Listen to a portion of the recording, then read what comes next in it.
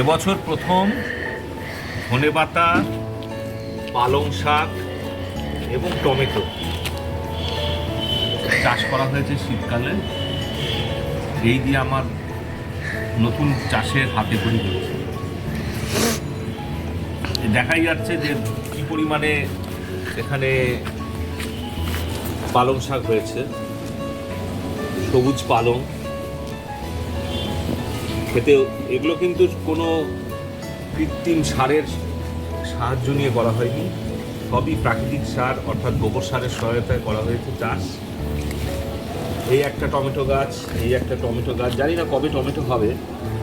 আর তার সঙ্গে মাঝে মাঝে ওই সাইডে আমি দেখাচ্ছি, তার সঙ্গে এখানে লাগানো হয়েছে সব ধনেপাতা গাছ।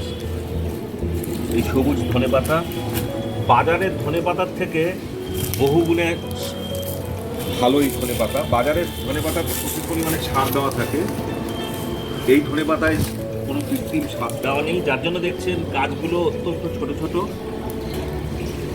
খুব একটা বড় নয়, সতেজ সবুজ গাছ।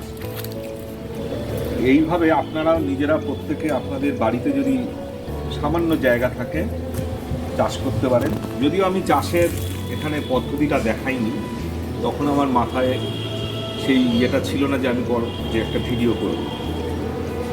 একটু জমি থাকলে জমিটা একটুখানি কোদাল দিয়ে আগে কিছুটা নাড়িয়ে নিতে হবে, তারপরে তাতে আমি যেসব এখানে করেছি, তারপর এখানে গোবর সার দিয়ে 2-4 দিন জমিটাকে ফেলে রাখতে হবে।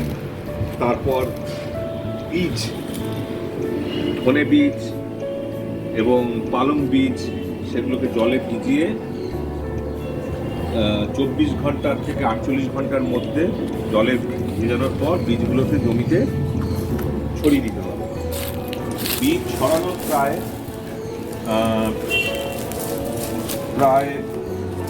5-7 দিনের মধ্যে আস্তে আস্তে ছোট ছোট চারা বেরোবে।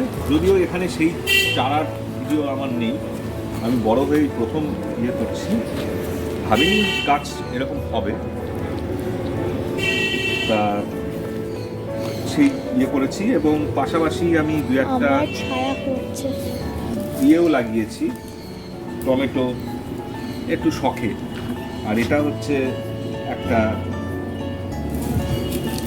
সজনে গাছ, ডাল পুঁতে এই গাছটা করেছি। ওই পাশে রয়েছে একটা পেঁপে গাছ, এই গাছ থেকেও ছোট্ট চারা গাছ থেকে এত বড় গাছটা বানানো হয়েছে। বেশ কিছু পেঁপেও হয়েছিল, এখনও আছে 2-4টে গাছে। এবং আমাদের আত্মীয় স্বজন, পাড়া প্রতিবেশী প্রত্যেককেই অল্প বিস্তর পেঁপে দেওয়া হয়েছে। নিজের বাড়িতে চাষ করলে এই একটা সুবিধা, নিজেও খাওয়া যায়, অন্যকেও একটু দিয়ে সাহায্য করা যায়। আচ্ছা, তবে এটা কি গাছ? তবে ওটা গাঁদা ফুলের গাছ সম্ভবত, ওটাও কবে কি হবে জানি না। আর এই যে আরেকটা বড় গাছ, এটা হচ্ছে আম্রপালি আমের গাছ। অলরেডি মুকুল চলে এসছে গাছে, ওই যে দেখা যাচ্ছে। এবং এটাও, এই গাছটা এত বড়, কিন্তু গাছটা কিন্তু ছিল ছোট্ট একটা গাছ। আমি যখন ক্লাস 9-এ পড়ি তখন এই গাছটাকে আমি কৃষ্ণনগর থেকে নিয়ে এসেছিলাম, 50 টাকা না 60 টাকা দাম নিয়েছিল। সেই গাছ আজকে এত বড় গাছে পরিণত হয়েছে। এটা একটা কলমের গাছ। এখন এই গাছে ভালোই আম হয় মোটামুটি। এবং এই গাছ থেকে আমি প্রায় এবার 15টি চারা বানিয়েছি। এই চারা গাছগুলোকে আমি হাওড়ার একটি জায়গায় আমি সেখানে বৃক্ষরোপণের মতনই রোপণ করে দিয়েছি গত সেপ্টেম্বর মাসে 15টা গাছ। এবং এই গাছের পাতার একটা মূল বৈশিষ্ট্য হচ্ছে যে এই পাতাগুলো এত চিকন সরু যে পল্লব হিসাবে এগুলোকে খুব ভালো ব্যবহার করা যায়। তো এইখানে এইটা কি গাছ? এখানে ওই যে ধনেপাতা, না এইটা, পালং গাছ। হ্যাঁ এইটা পালং গাছ আর ধনে পাতার গাছ। লাউ গাছ সম্ভবত হয়েছে, লাউ হয় ওটা মনে হয় ইয়ে কুমড়ো। কুমড়ো মনে হয়, কুমড়ো কুমড়ো। এখানে গাছ কতটা বড় বড়। এই হচ্ছে